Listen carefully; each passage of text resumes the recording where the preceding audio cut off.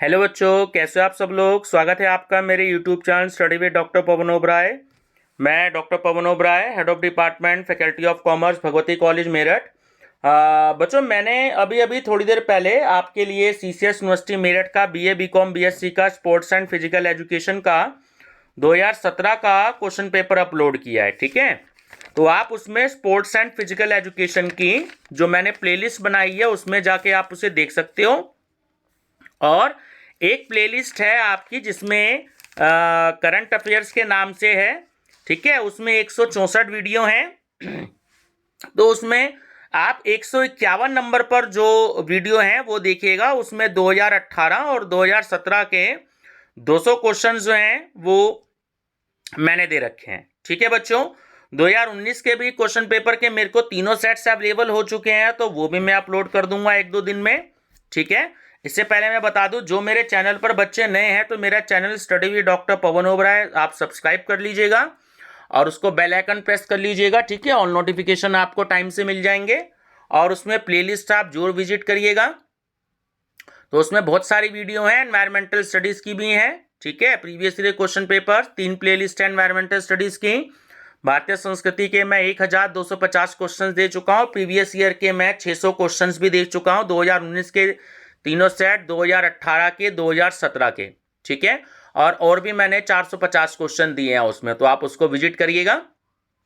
ठीक है बच्चों, अब इस वीडियो में मैं आपके लिए एक मॉडल टेस्ट पेपर, अब जो आपके एग्जाम अप्रैल 2019 में अप्रैल 2021 में जो सीसीएस यूनिवर्सिटी मेरठ कराएगी, तो उसके लिए मैं आपके लिए एक मॉडल टेस्ट पेपर लेकर के आया हूं। ठीक है बच्चों, तो आप इसकी स्टडी जरूर करिएगा। मुझे लगता है तकरीबन 35 से 40 क्वेश्चन जो हैं वो आपको इसमें से जरूर मिलेंगे, क्योंकि ये प्रीवियस ईयर में आए हुए क्वेश्चन हैं सारे, तो वहां से इनका कलेक्शन किया गया है। ठीक है बच्चों, चलिए डिस्कस करते हैं। क्वेश्चन नंबर 1, भारतीय ज्योतिष शास्त्र के कितने अंग हैं?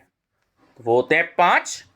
देखिए बच्चों, मैं सीधा क्वेश्चन और आंसर पे फोकस करूंगा, आपको भी क्वेश्चन और आंसर पे फोकस करना है। ठीक है, तो उससे क्वेश्चन भी जल्दी हो जाएंगे और ऑप्शन देखने में बच्चे थोड़े से कंफ्यूज हो जाते हैं। तो सीधा क्वेश्चन और आंसर। क्वेश्चन 2, आकाश में सबसे चमकीला ग्रह है, वो है शुक्र। 3, पुष्य नक्षत्र का स्वामी है, वो है बृहस्पति। ठीक है, जिसे हम इंग्लिश में जुपिटर बोलते हैं। 4, कर्क राशि का अंग्रेजी नाम है, तो वो होता है कैंसर। 5, सौरमंडल का सबसे छोटा ग्रह कौन सा है? तो वो होता है बच्चों यम। 6, किसने कहा कि संस्कृति पर्यावरण का मानवकृत भाग है? तो वो कहा है हर्शकोविट्स ने। 7, सभ्यता संस्कृति की वाहक होती है, तो यह कथन किसका है? यह मैकाइवर एवं पेज का। 8, व्यक्ति संस्कृति की ही प्रतिछाया है, तो यह कथन किसका है? तो यह है आपका किम्बाल यंग का। ठीक है, चलिए क्वेश्चन नंबर 9, प्रिमिटिव कल्चर नामक पुस्तक के लेखक कौन है? तो वो है टाइलर। 10, कंबुस की स्थापना किसने की थी? तो वो की थी कौंडिल्य ने। ठीक है ना, कौंडिल्य। 11, भारतीय संस्कृति की मुख्य विशेषता है, तो वो है विभिन्नता में एकता। 12, भारत की विभिन्नताओं में ही एक सारभूत एकता निहित है, तो ये कथन किसका है? तो ये है आपका V.A. स्मिथ का। ठीक है बच्चों। 13, संस्कृति शब्द किस प्राचीन भाषा से उत्पन्न हुआ है? वो है आपकी संस्कृत। ठीक है। 14, कल्चरल एंथ्रोपोलॉजी नामक पुस्तक के लेखक हैं, तो वह हर्शकोविट्स। ठीक है। 15, भारत की सबसे पुरानी संस्कृति कौन सी है? तो वह है आर्य संस्कृति। 16, हड़प्पा नदी किसके किनारे बसा हुआ था? तो वो था रावी नदी। 17, हड़प्पा वासी कैसा हल व्यापार में लाते थे? तो वो लाते थे लकड़ी का हल। ठीक है। 18, कि कांसे की बनी विख्यात नर्तकी की मूर्ति, नर्तकी मतलब जो नाचने वाली होती थी, तो कहां मिली है? तो वो मिली है हड़प्पा में। 19, आर्यों का मुख्य योगदान क्या था? तो वो था बच्चों साहित्य। 20 निष्क्रमण किस प्रकार का संस्कार है? तो वो है बाल्यावस्था का। 21 उपनयन किस प्रकार का संस्कार है? तो वह है शैक्षणिक संस्कार। 22 वैदिक युग में कितने प्रकार के संस्कार थे? 16। 23 धर्म, अर्थ, काम और मोक्ष क्या कहलाते हैं? पुरुषार्थ। 24 ऋग्वेद में सर्वोच्च पूजनीय पशु है? तो वो है गाय। देखो बच्चों, मैं आपको इसके बारे में बता दूं, 4 वेद होते हैं, ठीक है? ऋग्वेद, यजुर्वेद, सामवेद और अर्थवेद। तो जो ऋग्वेद है वो, इससे क्वेश्चन आता है इसलिए बता रहा हूं मैं आपको, ऋग्वेद सबसे पुराना वेद है, ठीक है? ऐसे ही युग हमारे 4 हैं, ठीक है बच्चों? तो एक है आपका त्रेता युग, एक है आपका सतयुग, एक था आपका द्वापर युग और एक था आपका कलयुग जो इस समय चल रहा है। तो इस पे क्वेश्चन आते हैं तो आप ध्यान रखेंगे। तो युग भी हमारे 4 हैं और वेद भी हमारे 4 हैं, ठीक है?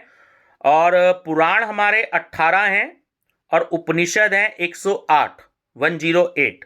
उपनिषद 108, पुराण 18, वेद 4 और युग 4।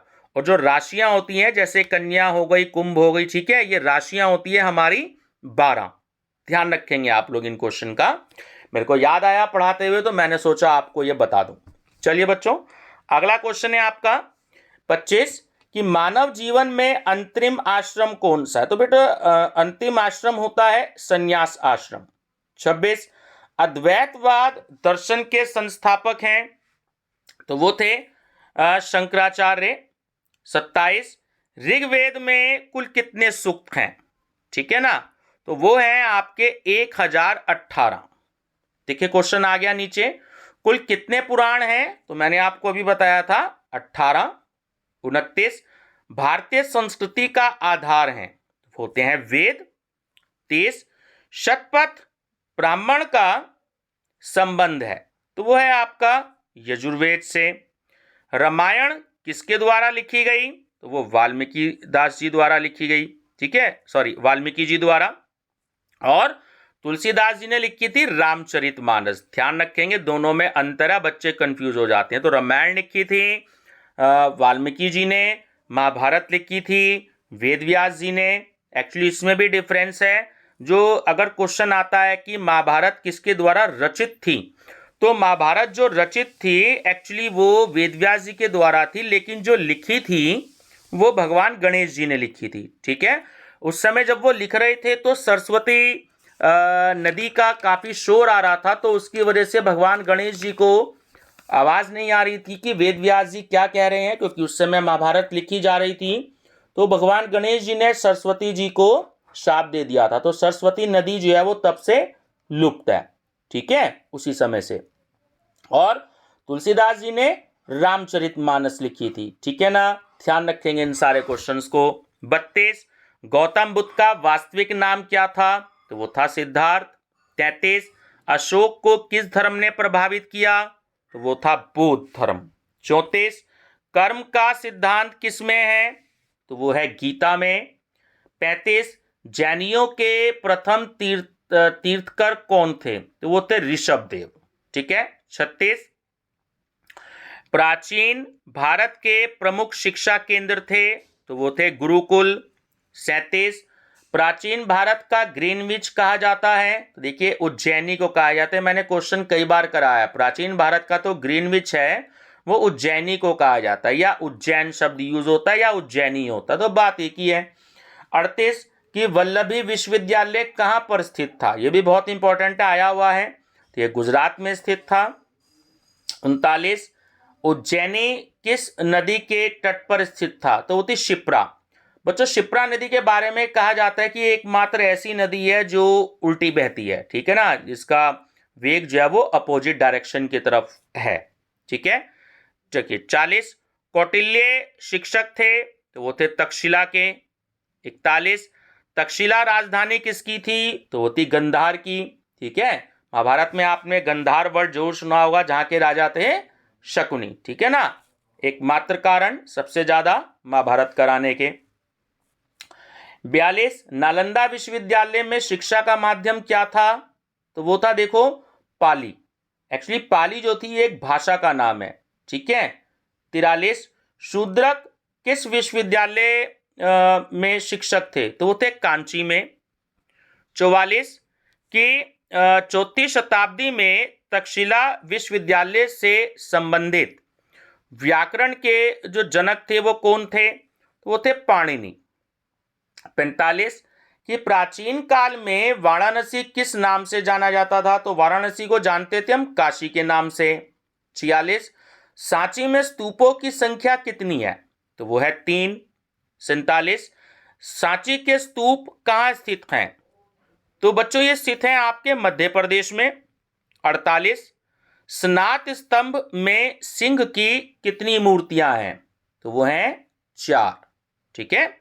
49 ये भी क्वेश्चन बहुत बार आया है, अजंता की गुफाएं कहाँ स्थित हैं? तो वो हैं आपकी महाराष्ट्र में। 50 भारत में मूर्ति पूजा कब से शुरू हुई थी? तो वो हुई थी गुप्त काल में। 51 मोस्ट इंपॉर्टेंट कोणार्क का जो सूर्य मंदिर स्थित है वो कहाँ स्थित है? तो वो है उड़ीसा में। ये बच्चों क्वेश्चन ऐसा आया हुआ है कि जो कोणार्क का मंदिर है वो किस देवता का मंदिर है? तो वो है सूर्य देव का, ठीक है ना। और ये कहाँ पर है? तो ये उड़ीसा में स्थित है। 52 कि प्रसिद्ध दिलवाड़ा के मंदिर स्थित हैं? तो ये आपके माउंट आबू में, ठीक है। दिलवाड़ा मंदिर है माउंट आबू में। 53 कि जो महाबलीपुरम है वो कहाँ स्थित है? वो है तमिलनाडु में। 54 बुलंद दरवाजा कहाँ स्थित है? वो है आपका फतेहपुर सीकरी में।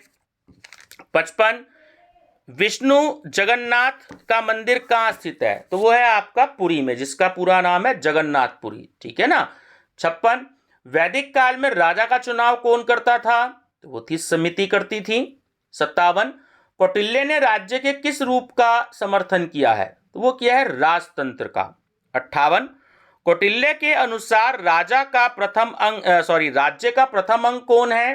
तो वो है आपका राजा। देखिए जैसे ये क्वेश्चन आता है कि भारत का जो प्रथम नागरिक है तो वो कौन है? तो वो हमारे देश के महामहिम राष्ट्रपति जी हैं, जो इस समय है ना राजनाथ कोविंद जी हैं। तो राष्ट्रपति जो होता है वो इस समय हमारे भारत के प्रथम नागरिक का उन्हें अधिकार प्राप्त है। तो इसलिए पुराने जमाने में भी जो था राज्य का प्रथम अंग वो राजा ही होता था, ठीक है। 59 हिंदू धर्म की सबसे पुरानी किताब है? तो वो है आपकी मनुस्मृति। 60 बाणभट्ट किसकी सभा में रहते थे? हर्षवर्धन की।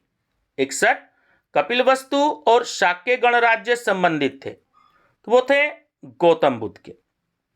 62 यह किसमें कहा गया है कि राजा युग का निर्माता होता है? ठीक है, महाभारत। बच्चों देखो महाभारत वर्ड आया तो इससे मैं आपको बात बता दूं, जो क्वेश्चन आता है महाभारत का युद्ध कितने दिन चला था? तो महाभारत का युद्ध चला था आपका 18 दिन, ठीक है। 18वें दिन इसका एंड हुआ था, तो ध्यान रखेंगे, ठीक है। 63 कि इंद्रप्रस्थ किसकी राजधानी थी? वो थी कुरु की। 64 कौटिल्य के अनुसार राज्य का दूसरा अंग है, वो है अमात्य, ठीक है। राजा यानी पहला अंग था और अमात्य दूसरा अंग था। 65 कि वैदिक काल में आर्यों की जो राजनीति संस्था थी उसको क्या कहते थे? वो थी समिति। 66 गणित कौमुदी के रचयिता कौन थे? तो वो थे नारायण पंडित, बहुत इंपॉर्टेंट है, ध्यान रखना, नारायण पंडित। 67 ये भी बहुत इंपॉर्टेंट है, लीलावती किस पुस्तक का एक पाठ है? सिद्धांत शिरोमणि का। 68 महावीराचार्य पुस्तक है, तो वो है गणित सार संग्रह। 69 किस पुराण से गणित अध्ययन का पता चलता है? तो वो है आपका विष्णु पुराण, ठीक है। 70 बीज गणित का आविष्कार किसने किया? तो वो भास्कर ने किया था। 71 तंत्र किसके द्वारा लिखी गई है? तो वो लिखी गई है ब्रह्मगुप्त द्वारा, ठीक है। 72 कि गणित पाद में कितने श्लोक हैं? तो वो है 33। 73 सूर्य प्रज्ञप्ति पुस्तक किस धर्म से संबंधित है? जैन धर्म। 74 वैदिक गणित के लेखक कौन है? तो वो है बच्चों शंकराचार्य भारती। जो वैदिक गणित है ना, एक्चुअली बहुत ही इंपॉर्टेंट है, ठीक है, इस पर ही बेस्ड है सारा का सारा वैदिक गणित, ध्यान रखें। शंकराचार्य भारती इसके लेखक थे। 75 की शून्य का आविष्कार कब हुआ था? ये हुआ था 1000 से 600 बीसी, ठीक है, 1000 से 600 बीसी। 76 की ईंटों की बनाने की प्रक्रिया किस पुस्तक में मिलती है? वो मिलती है यजुर्वेद में। 77 अंगिरस मुनि ने अग्नि पैदा करी थी, तो वो करी थी लकड़ी और पत्थर से। 78 कि सर्वप्रथम कणाद ने परमाणु सिद्धांत दिया, तो वो दिया था 600 बीसी में, 600 बीसी में, ठीक है।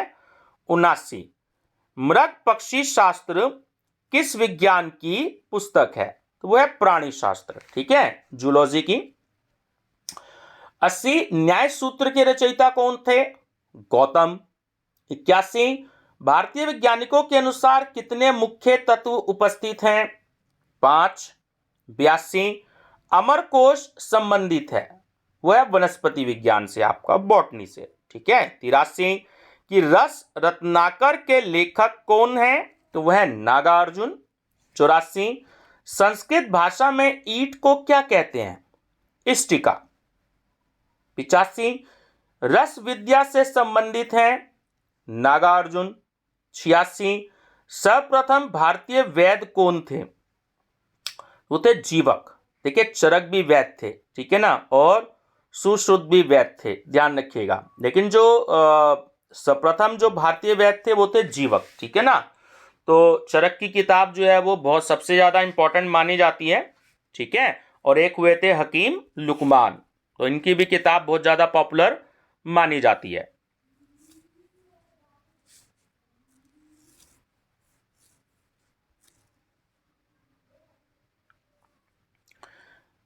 चलिए बच्चों, उसके बाद है आपका नेक्स्ट क्वेश्चन। क्वेश्चन है आपका 87 कि योग सूत्र के लेखक कौन है?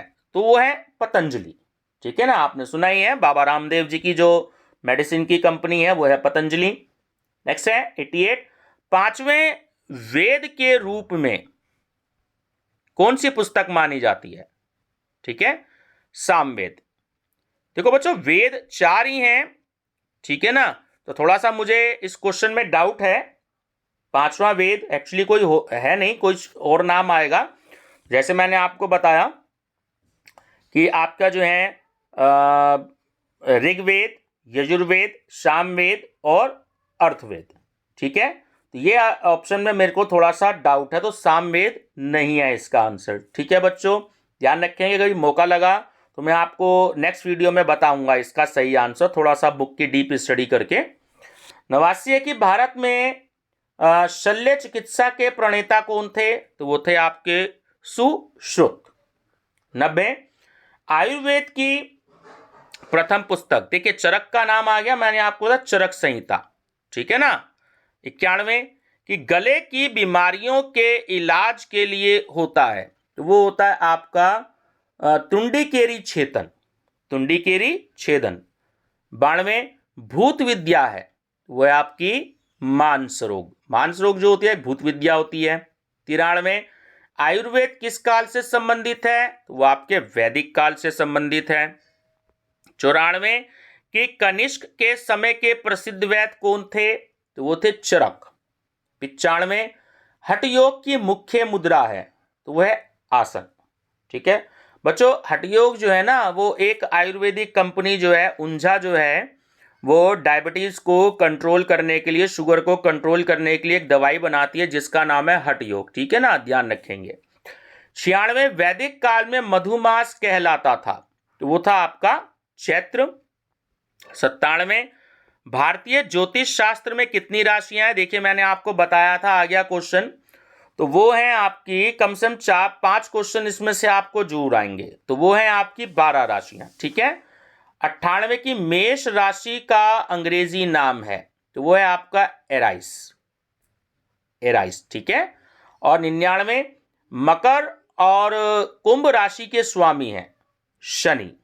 और 100 चित्रा नक्षत्र के स्वामी हैं, तो वह है आपका मंगल। तो क्वेश्चन बच्चों मैं आपको और बता दूं, जो कई बार आए हुए हैं प्रीवियस ईयर में। एक तो है कि कन्या राशि का इंग्लिश में नाम क्या है, तो वो है आपका वर्गो, और कन्या राशि का जो स्वामी है वो होता है बुध।